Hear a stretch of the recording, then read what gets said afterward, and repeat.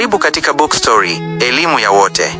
Leo tunakuletea simulizi ambayo itabadilisha mtazamo wako juu ya kiumbe anayeitwa mtoto. Je, umewahi kujiuliza kwa nini maandiko yanasema waacheni watoto wadogo waje kwangu? Ni kwa sababu tangu sekunde ya kwanza, mtoto anapovuta pumzi ya duniani, halindwi na mikono ya wanadamu pekee, bali analindwa na malaika wa Mungu na kubeba siri ambazo watu wazima tumezisahau. Katika simulizi hii ya kusisimua, utakutana na Treso, kijana mdogo yatima, aliyedharauliwa na wengi, lakini aliyekuwa na uwezo wa ajabu wa kuzungumza na Ego, mfalme wa anga. Je, ni kwa nini tai huyu alimchagua mtoto huyu pekee kati ya mabilioni ya watu? Ni siri gani iliyojificha kwenye kilele cha mlima wa baridi ambayo ilihitaji sauti ya mtoto kuifumbua? Usiondoke. Ungana nasi mwanzo mpaka mwisho wa mkasa huu wa Treso na rafiki yake wa angani. Jifunze kwa nini usipaswi kamwe kumdharau mtoto, kwani hujui kesho atakuwa nani, na hujui ni ujumbe gani wa Mungu ameuleta duniani kupitia yeye. Katika kijiji kimoja kilichokumbatiwa na milima mirefu na misitu minene, aliishi kijana mdogo aliyeitwa Treso. Jina lake lilimaanisha hazina, na kweli alikuwa hazina ya pekee kwa mama yake mjane, ambaye alikuwa akipambana usiku na mchana kumlea tangu kifo cha baba yake Treso miaka michache iliyopita. Wanakijiji walimchukulia Treso kama mtoto wa kawaida, pengine hata dhaifu kwa sababu ya ukimya wake. Lakini Treso alikuwa na siri. Hakuwa anaishi peke yake katika ulimwengu huu wa wanadamu. Alikuwa na uwezo wa kusikia minong'ono ya upepo na lugha za viumbe wa angani. Juu kabisa kwenye kilele cha mlima mrefu, aliishi tai Ego mkubwa, mfalme wa anga. Tai huyu alikuwa na akili na nguvu za ajabu. Siku moja, akiwa amekaa juu ya tawi la mti wa mwerezi, tai alijisemea moyoni mwake kwa sauti ya huzuni, je, kuna mwanadamu yoyote katika ulimwengu huu mwenye uwezo wa kunisikia? Au sote viumbe wa Mungu tunatengana kwa lugha tusizoelewa? Tai aliamini kuwa ni Mungu pekee anayeweza kuelewa kilio chake na siri za moyo wake. Hakujua kuwa Mungu ameweka cheche ya miujiza hiyo ndani ya moyo wa mtoto mdogo. Siku moja, mama yake Treso alimtuma kwenda dukani kununua mahitaji ya nyumbani. Akiwa njiani, Treso alimuona tai huyo amepotea njia kidogo na kutua kwenye mti mfupi karibu na njia. Badala ya kukimbia kwa hofu kama watoto wengine, Treso alihisi njaa ya yule ndege. Aliona panya mdogo akikatiza, akamkamata kwa ustadi na kumweka karibu na ule mti. Tai alishuka kwa kasi ya ajabu, makucha yake yakitua kwa kishindo. Tai alijisemea kwa lugha yake, mtoto huyo asije akawa amenitegea mtego wa kuniua. Kwa tabasamu la upole, Treso alijibu kwa sauti ya utulivu, hapana, mfalme wa anga. Hicho ni chakula chako bora, usihofu. Tai alistuka mpaka akasahau kula. Macho yake makali yalimtazama Treso. Unaweza kunisikia? Tai aliuliza kwa mshangao. Treso akaitikia, ndiyo, na kusikia tangu nilipokuwa mdogo. Najua siri zako na upweke wako. Tangu siku hiyo, urafiki wa ajabu ulizaliwa. Kila Treso alipotoka nje, tai alikuwa akizunguka juu yake kama mlinzi asiyeonekana.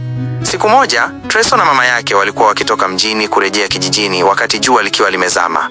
Ghafla, watu watatu wenye sura za kutisha na mapanga mikononi mwao walitokea vichakani. Walikuwa ni vibaka sugu waliokuwa wakiwaibia wasafiri. Mama yake Treso alitetemeka, miguu ikimkosa nguvu, lakini Treso alimshika mkono na kusema kwa sauti ya ujasiri isiyo ya kitoto, mama, usiogope, tuko salama. Mama yake alishangaa, hawa ni majambazi, watatuua. Mmoja wa majambazi akapiga kelele, leteni kila kitu mlicho nacho, haraka. Treso alimtazama yule jambazi machoni na kusema, hatutoi kitu na hamtagusa hata unywele mmoja wa mama yangu. Yule jambazi alicheka kwa dharau na kuinua mkono wake ili kumpiga Treso kofi la nguvu. Lakini kabla mkono wake haujatua, upepo mkali ulivuma. Kivuli kikubwa kilitanda juu yao. Nguvu ya mlinzi wa angani. Kwa sauti ya kutisha kama radi, tai alishuka kutoka mawingu. Alitua moja kwa moja kwenye bega la Treso, mabawa yake yakiwa yamepanuka kiasi cha kuwafanya wale majambazi waonekane wadogo. Macho ya tai yalikuwa yakitoa cheche za hasira. Wale majambazi, kwa kuona ndege huyo mkubwa ambaye hakuwahi kuonekana kijijini hapo, walitupa silaha zao na kukimbia huku wakipiga kelele za kuomba msaada. Walijua fika kuwa yule mtoto hakuwa wa kawaida. Mama yake Treso alibaki ameduaa, huku moyo wake ukienda mbio. Tai alimgeukia Treso na kunong'ona, mwambie mama yako asiogope, mimi ni rafiki yako. Treso akamgeukia mama yake na kusema, mama, huyu ni rafiki yangu. Ananilinda kwa sababu Mungu alitupa uwezo wa kuelewana. Baada ya tukio la majambazi, habari zilienea kijijini kote. Watu walikuwa wakimtazama Treso kwa jicho la hofu na mshangao. Wengine walisema ni mchawi, lakini wengine wenye hekima walijua kuwa huyu ni mtoto wa baraka. Hata hivyo, furaha haikudumu kwa muda mrefu kijijini hapo. Ghafla, mawingu yalikataa kunyesha mvua. Mito ilikauka na mimea ilinyauka mashambani. Mifugo ilianza kufa kwa kiu na njaa ilianza kubisha hodi katika kila nyumba. Wazee wa kijiji walifanya matambiko na maombi, lakini mbingu zilibaki kuwa za shaba. Siku moja, Tresor akiwa amekaa chini ya mti uliokauka, alimuona rafiki yake Tai akishuka kutoka mawingu. Tai alionekana kuwa na wasiwasi mkubwa.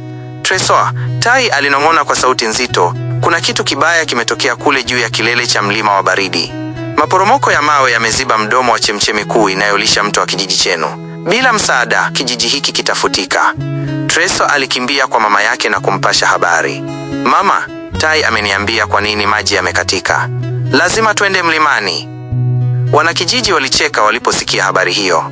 Mtoto mdogo kama huyu anawezaje kujua siri ya mlima ambao hata sisi majasiri hatuwezi kuufika? Walibeza, lakini mama yake Tresor, aliyekuwa ameona maajabu ya mwanawe, alisema, kinyota mwanangu hajawahi kusema uongo. Mimi nitaenda naye. Kwa aibu, vijana wachache wenye nguvu waliamua kuungana nao. Safari ilikuwa ndefu na yenye miiba. Walipofika katikati ya mlima, vijana wale walichoka na kutaka kurudi nyuma. Lakini Tai alikuwa akizunguka juu yao, akitoa sauti ya kuwatia moyo ambayo Tresor aliitafsiri. Anasema, bado hatua chache, msikate tamaa. Kuna adui mwingine mbele. Walipofika kwenye ile chemchemi iliyozibwa, walikutana na jambo la kutisha. Si mawe tu yaliyoziba maji, bali kulikuwa na chatu mkubwa wa ajabu aliyekuwa amelalia yale mawe, akizuia yoyote asisogelee. Vijana wale walitimua mbio kwa hofu. Mama yake Tresor alipiga yowe, lakini Tresor alisimama kidete. Alimtazama Tai wake aliyekuwa anasubiri ishara. Sasa rafiki yangu, onyesha nguvu ya mfalme, Tresor aliamuru.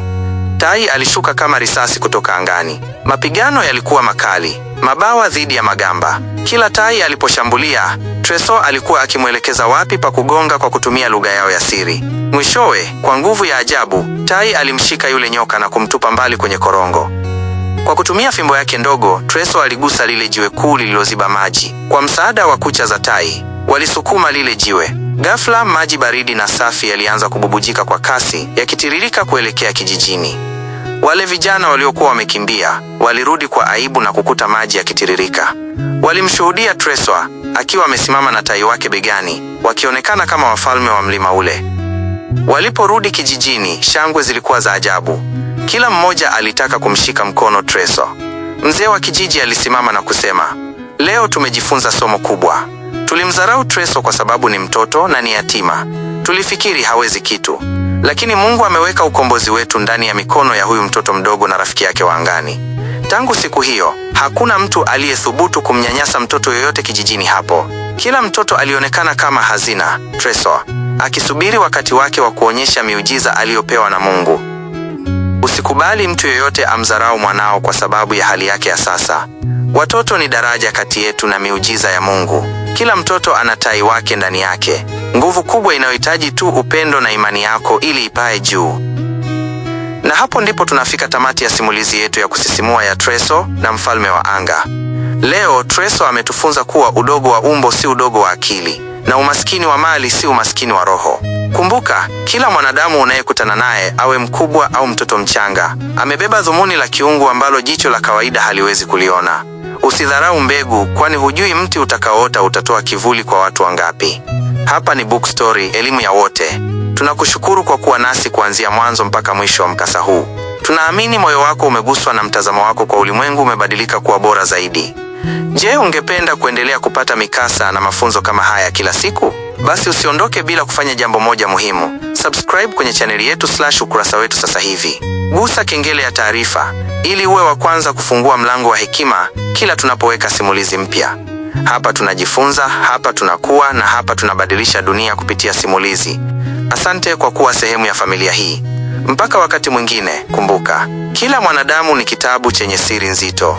Karibu tena tujifunze pamoja.